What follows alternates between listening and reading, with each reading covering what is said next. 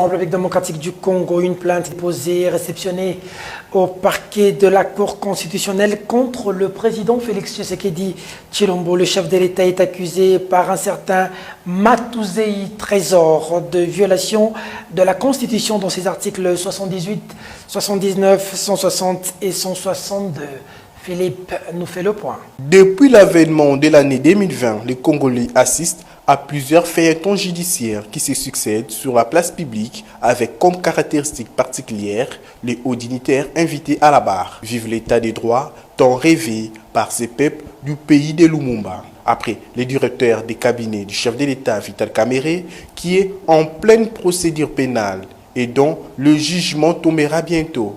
C'est le président de la République lui-même qui est visé par une plainte en justice. Matuzei Trésor, celui-ci par ses avocats du cabinet d'études Serge Miseka et associés, a porté plainte contre Félix Tshisekedi, chef de l'État, à qui il reproche la désignation du Premier ministre en violation intentionnelle de la Constitution, notamment en son article 78, 79, alinéa 3, 160 et 162, alinéa 2.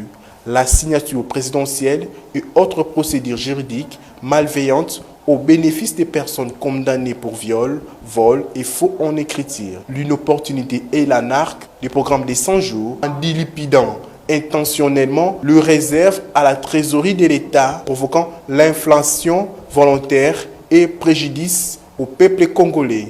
Avoir cédé par inaction et abstention de parties du territoire congolais aux forces étrangères rwandaises au Nord Kivu et zambiennes au Tanganyika dans les localités de Muliro.